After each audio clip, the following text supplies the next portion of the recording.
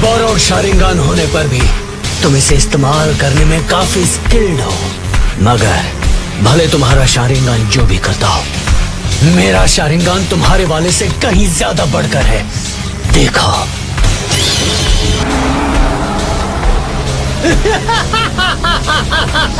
क्या कहते हो काकाशी? क्या तुम्हारा बोरोड शारिंगान इस पावर को मिटा सकता है?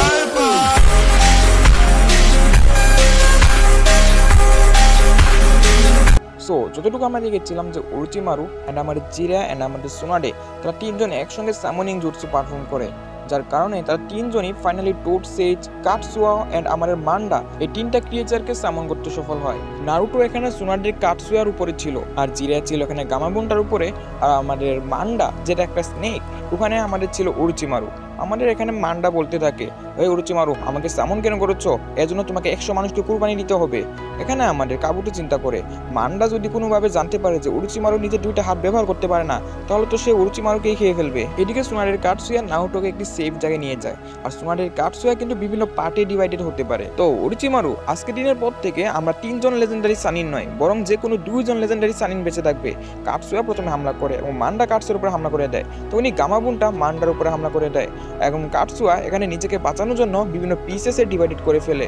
আর এই দিকে আমাদের সোনাডে একটি সোয়ার্ড নিয়ে মান্ডার উপরে হামলা করতে যায়, কারণ সে তখন আমাদের গামাবুন্টার উপর হামলা করতে আসে। আমাদের গামাবুন্টা এখানে ফায়ার ফ্লেম জুটসু ব্যবহার করে, তাও আবার জিরার সাহায্য নিয়ে, কিন্তু সেখানে মান্ডা ছিলই না, বরং মান্ডা সেখানে মাটির নিচ থেকে গামাবুন্টার উপরে হামলা করে দেয় এবং তাকে যখন প্রায় খেয়েই ফেলবে, তখনই আমাদের সোনাডে তার সোয়ার্ড ব্যবহার করে মান্ডাকে সেখানেই হারিয়ে দেয়। কিন্তু মান্ডা তার পরবর্তীতে হার মানে না, তখন ওরোচিমারু সোনাডের উপরে হামলা করে দেয় এবং তাকে ধরে ফেলে। আর সোনাডে তখন নিজেকে বাঁচিয়ে নিয়ে ওরোচিমারুকে এখানে মাইট দিতে থাকে। ওরোচিমারু এখান থেকে পালানোর চেষ্টা করে এবং সোনাডে তাকে তাড়া করতে থাকে। ওরোচিমারুকে ধরে তাকে আবারও এখানে পাঞ্চেস রেডি করতে থাকে। সোনাডে তার চাকরা এনার্জি রেডি করে এবং তাকে মারার জন্য প্রস্তুত হয়। আর এদিকে আমাদের মান্ডা গায়েব হয়ে যায়, কারণ তার চাকরা এনার্জি এইদিকে শেষ হয়ে গিয়েছিল। ওরোচিমারু বুঝতে পেরে গিয়েছিল যে সে কোনোভাবেই জিততে পারবে না। ওরোচিমারু বলতে থাকে, তো ঠিক আছে, সোনাডে যেহেতু আমাকে হিল করবে না, আমাকে অন্য রাস্তা বেছে নিতে হবে। আমরা তখন ওরোচিমারুর ভিতরে অন্য একটি বডি দেখতে পাই। এর মানে হচ্ছে ওরোচিমারু অলরেডি অন্য একজনের শরীর ব্যবহার করতেছে, আর তার নেক্সট টার্গেট হচ্ছে সাসকে উচিহা, কারণ এটাই একমাত্র উপায় তার দুইটা হাত ঠিক করার, কারণ সোনাডে তো ঠিক করবে না। ওরোচিমারু তাদেরকে গুড বাই জানিয়ে সেখান থেকে চলে যেতে থাকে, তার সঙ্গে কাবুটো সেখান থেকে চলে যায়। অন্যদিকে আমাদের নারুটোর কাছে চলে যায় আমাদের সোনাডে। ফাইনালি তারা আবার একটি বারে পৌঁছে যায়। নারুটো সোনাডের সঙ্গে আবারও ব্যাটেল লড়তে চায়, কারণ সে তার কাছ থেকে নেকলেস নিতে চায়। আর এখানে নারুটো এন্ড সোনাডে আবারও ব্যাটেলের জন্য প্রস্তুত হয়, যেখানে নারুটো প্রথমে সোনাডের উপরে হামলা করতে থাকে, আর বরাবরের মতো সোনাডে তার একটি মাত্র আঙ্গুল ব্যবহার করে এবং নারুটোকে খুবই সহজে হারিয়ে দেয়। কিন্তু সোনাডে তার উপরে হামলা না করে বরঞ্চ তার কপালের মধ্যে একটি কিস দিয়ে দেয়, যার কারণে নারুটো সেখানে আর হামলা করে না। সোনাডে তখন নারুটোকে বলতে থাকে, তুমি একদিন খুবই ভালো একজন হোকাগে হতে পারবে। তারপর তারা সকলে মিলে ভিলেজের দিকে যেতে থাকে। সোনাডে এখানে নারুটোর ভিতরে নাওকি এন্ড গনের প্রতিচ্ছবি দেখতে পায় এবং সোনাডে এটাও চিন্তা করে যে নারুটো অবশ্যই একদিন হোকাগে হবে। এদিকে থার্ড হোকাগের যে সকল জিনিসপত্র ছিল এগুলোকে সরিয়ে ফেলা হচ্ছিল। কোনোহামারু বলে, আরে আমার দাদাজি জিনিসপত্র কোথায় নিয়ে যাওয়া হচ্ছে? এখানে আমাদের শিনোবিরা বলতে থাকে, পঞ্চম হোকাগে বাছাই করে নেওয়া হয়েছে, সে এখন থার্ড হোকাগের জিনিসপত্রগুলো থাকার কোনো মানেই হয় না। আসলে কোনোহামারু ছিল থার্ড হোকাগের গ্র্যান্ডসন। কোনোহামারু কোনোভাবেই মেনে নিতে পারছিল না, কারণ তার দাদাজির জিনিসপত্র সরানো হচ্ছে। কোনোহামারু বলে, এই মহিলাটা আবার কে? আর তখনই সেখানে সিজন চলে আসে আর বলতে থাকে, তো লেডি সোনাডে আপনাকে এখন সেমিনারে যেতে হবে। আর নারুটো সেখানে চলে আসে এবং নারুটোর কাছ থেকে সে জানতে পারে এটাই হচ্ছে পঞ্চম হোকাগে। আর এদিকে ভিলেজের ইল্ডার্সটা তাকে হোকাগে বানার জন্য একটি সেমিনার আয়োজন করার জন্য বলা হয়। আর আমাদের নারুটো যে কিনা লেডি সোনাডেকে বলতে থাকে, আপনার এখানে হোকাগে হওয়ার জন্য আসা হয় নাই, আপনাকে অবশ্যই আমাদের সাসকে কাকাশিকে ঠিক করতে হবে। তারপর আমাদের সোনাডে চলে যায় সাসকের কাছে এবং সে এখানে সাসকে ঠিক করে দেয় এবং সাসকে ঠিক করার পরবর্তীতে সাসকের হুঁশ ফিরে আসে। কিন্তু আমাদের সাকুরা এখানে সাসকে ঠিক হওয়ার পরবর্তীতে সাসকে জড়িয়ে ধরে, বরং সে এখানে নারুটোকে একটু থ্যাংক ইউ জানায় না, অথচ নারুটোই কিন্তু সোনাডেকে এই পর্যন্ত নিয়ে এসেছে। তারপর সোনাডে চলে যায় কাকাশির কাছে। ওই কাকাশি, কি হালচাল? আর আমি শুনেছি তুমি নাকি 2 জন নিনজার হাতে হেরে গিয়েছো, কতটা এখানে লজ্জাজনক ব্যাপার এটা। কাকাশি এখানে কিছুই বলে না। তারপর সোনাডে তাকে ঠিক করে দেয়। মাইট গিয়ে বলতে থাকে, লেডি সোনাডে এইদিকে আসেন তাড়াতাড়ি, এইদিকে। সোনাডে বলতে থাকে, কেন আমি ওইদিকে কেন যাবো? আমাদের মাইট গায়ে তখন তাকে টেনে এসে ওইদিকে নিয়ে যেতে থাকে, আর তাকে নিয়ে যায় রকলির রুমে, আর তাকে বলতে থাকে রকলিকে ঠিক করার জন্য। এখানে সুনাডে তখন রকলিকে চেক আপ করে, আর সুনাডে বলতে থাকে আমাকে অবশ্যই ক্ষমা করবে তোমরা, কিন্তু রকলিকে আমি কখনো ঠিক করতে পারবো না। আর এখানে মাইটকে বলতে থাকে আপনি কি মজা করতেছেন নাকি? আমাদের সুনাডে এক্সপ্লেন করে রকলির ভিতরের যে সকল হাড্ডিগুলো রয়েছে এগুলো সম্পূর্ণভাবে ড্যামেজ হয়ে গিয়েছে, আর যেটা মেডিকেল নিনজুৎসুর মাধ্যমে ঠিক করা যাবে না। রকলি আর কখনোই শিনোবি হতে পারবে না। মাইটকে বলে আরে রকলি ওর কথার উপর বিশ্বাস করবে না, এটা লেডি সুনাডে নয়, বরঞ্চ অন্যজন তার রূপ ধরে এখানে হয়তো বা চলে এসেছে। আমাদের লেডি সুনাডে তখন এখান থেকে চলে যায়, আর আমাদের সিজনে তাকে বাস্তবতাকে মেনে নেওয়ার জন্য বলে। আর এখানে আমাদের মাইটকে তখন চিন্তা করে আমি যদি জানতাম যে আপনি এমনটা বলবেন তাহলে আমি আপনাকে কখনই রকলির কাছে নিয়ে আসতাম না। সুনাডে বলে এটা তো হওয়ারই ছিল, কারণ একদিন না একদিন তাকে তো সত্যিটা জানতেই হতো, তাই না? রকলি এখানে সম্পূর্ণভাবে ভেঙে পড়ে, কারণ একটাই মাত্র উপায় ছিল তাইজুৎসু, কিন্তু তার এই হাড্ডি ভাঙার কারণে সে এখন এই তাইজুৎসুর মাধ্যমেও শিনোবি হতে পারবে না। রকলি এখান থেকে চলে যায়। তারপর সুনাডে বলতে থাকে এটাকে ঠিক করার একটি রাস্তা আছে, কিন্তু ওটা প্রচন্ড ভয়াবহ, ওতে রকলি মারাও যেতে পারে, আমাকে একটি সার্জারি করতে হবে, কিন্তু ওটা সাকসেসফুলি হওয়ার চান্স শুধুমাত্র 1%।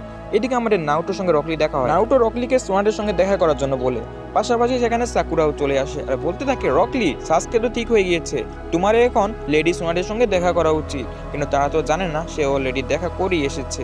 আর এখানে আমরা দেখতে পাই যে আমাদের লেডি সুনাডে যে কিনা এখানে শিনোবিদের বুক লিস্টগুলো চেক করছিল, কারণ সে তো এখন অলরেডি হুকাগে হয়ে গিয়েছে। তখন সে এখানে রকলির আইডেন্টিটি দেখতে পায় এবং তার পরবর্তীতে সে চলে যায় রকলিকে দেখার জন্য। সেখানে রকলি উদাসীন অবস্থায় দাঁড়িয়েছিল, আর এখানে রকলি একটি ফুলের অনেকগুলো পাতা ছিঁড়ে ফেলে এবং তার শেষ পাতা দিকে এভাবেই রেখে দেয়। তারপর আমরা দেখতে পাই যে লেডি সুনাডে যে কিনা বায়োলজির একটি বুক পড়ছিল, এটা দেখে সিজনে বলতে থাকে লেডি সুনাডে আপনি বই পড়ছেন, আমার তো বিশ্বাসই হচ্ছে না। আসলে সে এখানে এটা নিয়ে রিসার্চ করছিল যে কিভাবে রকলির পাটা ঠিক করা যায়। সে মেডিকেল নিনজুৎসুর উপরে স্টাডি করছিল, যেটা বাহির থেকে আমাদের কোনোহামারু এন্ড নারুটো শুনতে পায়, অর্থাৎ লেডি সুনাডে তাদের ভিলেজের মানুষকে বাঁচানোর জন্য এত কিছু করছে। আর এখানে আমাদের রকলি যে কিনা নিজের উপর কনসেন্ট্রেট করার চেষ্টা করে। রকলির আগের দিনের কথা মনে পড়ে, যেখানে সে নিনজুৎসু কিংবা গেনজুৎসু কিছুই ব্যবহার করতে পারতো না। মাইটকেই তার কাছে এসে তাকে একমাত্র ভরসা দিয়েছিল, কিন্তু এখন সেই ভরসার পাত্রটি হারিয়ে ফেলেছে। মাইটকে রকলির কাছে চলে আসে, তখনই রকলির আরও পাস্ট মনে পড়তে থাকে। সে এখানে মাইটকে প্রমিস করেছিল সে খুবই বেহতরিন একজন নিনজা হবে এবং সে কখনই মাইটকে নিরাশ করবে না, কিন্তু আজকে এটা হলো কি? আজকে জাস্ট সামান্য ইনজুরির কারণে সে কোনোদিনই শিনোবি হতে পারবে না। এটা তার সম্পূর্ণ স্বপ্নকে ভেঙে চুরে দিয়েছে। মাইটকে এখানে রকলিকে বোঝাতে থাকে, তো রকলি যেমনটা আমি শুনেছি তুমি নাকি কয়েকদিন ধরে হসপিটালে যাচ্ছ না, কি ব্যাপার তোমার? এখানে আমাদের রকলি বোঝাতে থাকে যে হসপিটালে যেও হয়তো বা কোনো লাভ হবে না। এখানে আমাদের মাইট গাই তখন বলতে থাকে তোমার পুরাতন সকল স্মৃতিগুলোকে মনে করো, তুমি কি সবগুলোকে এইভাবে বৃথা যেতে দিতে পারো না? রকলি তখন সেখানে কাঁদতে থাকে, আর তখনই মাইট গাই তাকে বলে ওঠে তাহলে রকলি তুমি সার্জারিটা করাচ্ছ না কেন? রকলি বলতে থাকে ওখানে তো আমার বেঁচে থাকার চান্স শুধুমাত্র 1%। মাইট গাই বলতে থাকে চিন্তা করো না, পঞ্চম হুকাগে তোমাকে অবশ্যই বাঁচিয়ে ফেলবে, তাছাড়া তুমি যদি সার্জারিতে মারাও যাও তাহলে আমিও তোমার সঙ্গে মারা যাব। কি বলো রকলি? আমার দায়িত্ব হচ্ছে তোমাকে একজন বেহতরিন নিনজা বানানো, আমি আমার দায়িত্ব সম্পূর্ণভাবে করেই ছাড়বো, তো চলো কালকেই সার্জারি করানো যাক। আর এখানে আমাদের রকলি মাইট গাইয়ের সঙ্গে রাজি হয়ে যায় এবং রকলি এখানে মাইট গাইকে জড়িয়ে ধরে। এদিকে ফাইনালি পরবর্তী দিন সোনাদের সকলের কাছে শপথ গ্রহণ করে যে করেই হোক যেই মূল্যেই হোক এই ভিলেজে যত প্রকার বিপদ আপদ আসবে সোনাডে তার সর্বটুকু দিয়ে এই ভিলেজকে বাঁচানোর চেষ্টা করবে এবং ফাইনালি তাকে হোকাগে অ্যারেঞ্জ করা হয় এবং হোকাগে হওয়ার পরবর্তীতেই শিকামারুকে জুনিন বানিয়ে দেওয়া হয়। এদিকে উরুচিমারু 4 জন নিনজাকে আদেশ দেয় যে সাসকেকে ধরে আনার জন্য। এরা কিন্তু ওই নিনজা যারা আমাদের টাহাডোগাকের চারপাশে দিয়ে ব্যারিয়ার বানিয়েছিল। এদিকে আমরা সাসকেকে দেখতে পাই সে প্রচন্ড পরিমাণে রেগেছিল নারুটোর উপরে, কারণ এক কথায় গারাকে তো সে হারাতে পারেনি, উল্টো নারুটো গারাকে হারিয়ে দিয়েছে। তার ভাইয়ের সঙ্গে দেখা করার পরবর্তীতেও সে এখানে প্রতিশোধ নিতে পারেনি।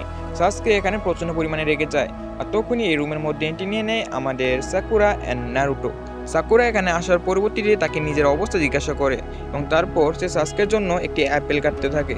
বাট সাসকেকে যখন এই অ্যাপেলটি দেওয়া হয় তখন সাসকে জাস্ট একটি মাত্র থাপড় মেরে সম্পূর্ণ অ্যাপেলটি এখানে ফেলে দেয়, আর তারপর নারুটোকে অদ্ভুতভাবে দেখতে থাকে আর বলতে থাকে ওই নারুটো তুমি আমার সঙ্গে ফাইট করবা, ঠিক আছে? নারুটো বলতে থাকে এবার আমি ফাইট কেন করবো? সাসকে বলতে থাকে কেন বই পাইতেছ নাকি? তুমি না আমার সঙ্গে ফাইট করতে চাইতা, তো লাস্টে কি হলো? চলো আমরা ফাইট করবো এখনই। তারপর তারা দুজন ফাইট করার জন্য বাইরে চলে আসে, যেখানে সাকুরা তাদেরকে বারবার থামানোর চেষ্টা করে, বাট এতে কোনো প্রকার লাভ হয় না। নারুটো তখন বলে তো সাসকে তোমাকে আজকে আমি হারিয়ে দিব, তারপর তোমার সকল অহংকার ধূলিসাৎ হয়ে যাবে। সাসকে বলতে থাকে তুমি কিভাবে চিন্তা করতে পারো যে তোমার মতো একটা পিচ্চি আমাকে হারাবে? আর নারুটো বলতে থাকে তুমি কিন্তু আমার সমবয়সী, এটা কিন্তু ভুলে যেও না। সাসকে বলতে থাকে, তো কি হয়েছে, তুমি নিনজার উপরে যদি কথা বলা হয় তাহলে তুমি আমার থেকে অনেক নিচ্ছে। নারুটো বলে তোমাকে হেডব্যান্ড লাগিয়ে নেওয়া উচিত, বাট সাসকে এমনটা করে না। বলতে থাকে, তুমি তো আমাকে টাচই করতে পারবে না, তো আমি হেডব্যান্ড কেন লাগাবো। এবং তারপর এখানে নারুটো প্রচন্ড পরিমাণে রেগে যায়, কারণ সাসকে কথায় কথায় নারুটোকে ইনসাল্ট করছিল। এবং তারপর এখানে সাসকে এন্ড নারুটো ফাইনালি এখানে মারামারি শুরু করে, যেখানে তারা দুজন একে অপরকে খুবই জবরদস্ত একটি পাঞ্চ মারে। নারুটো এই পাঞ্চের কারণে দূরে গিয়ে পড়ে। সাসকে এখানে নিজের শারিনগানকে অ্যাক্টিভ করে ফেলে এবং নারুটোর উপরে কন্টিনিউসলি যখন হামলা করে তখন সে সেখানে ছিল না। নারুটো তখন নিজের অনেকগুলো সেখানে শ্যাডো ক্লোন বানিয়ে ফেলে এবং এখানে প্রায় নারুটো 300-এর উপরে শ্যাডো ক্লোন ছিল। প্রত্যেকটি শ্যাডো ক্লোন সাসকের উপর হামলা করে। সাসকে তখন এখান থেকে নিজেকে বাঁচানোর জন্য সেখানে ম্যাজেস্টিক ফ্লায়ার ফ্যাম জুটসু ব্যবহার করে, যার কারণে নারুটোর প্রত্যেকটি ক্লোন এখানে ডিস্ট্রয় হয়ে যায়। নারুটো তখন এখানে রাসেনগান রেডি করে, যেটা আমাদের সাসকে প্রথমবার দেখেছিল। সাসকে এখানে চিডোরি রেডি করে এবং ফাইনালি তারা দুজনে একে অপরকে মারার জন্য অগ্রসর হয়। আমাদের সাকুরা দৌড়াতে থাকে এবং তাদের দুজনের মাঝখানে যাওয়ার জন্য অগ্রসর হয়। তখনই এখানে এন্ট্রি নেয় আমাদের কাকাসি এন্ড তাদের দুজনকে একটি বড় টাঙ্কির উপরে দিয়ে মারে, যার কারণে তারা একে অপরের উপরে হামলা করার থেকে বেঁচে যায়। নারুটোর রাসেনগান এত বেশি একটি ড্যামেজ করতে পারে না, আর সাসকের রাসেনগান সম্পূর্ণ টাঙ্কিটিকে এখানে ধ্বংস করে ফেলেছিল। যেটা দেখার পর আমাদের সাসকে চিন্তা করে, তো আমি এখনো নারুটোর থেকে উপরে রয়েছি। আর আমাদের কাকাসি চিন্তা করে, আমি শিওর এটা রাসেনগান, কিন্তু নারুটোকে এটা আবার কে শেখালো। আর আমাদের সাসকে এখানে প্রচন্ড পরিমাণে খুশি ছিল, কিন্তু সে যখন এখান থেকে চলে যেতে চায় তখনই আমি একটি সিন দেখতে পাই।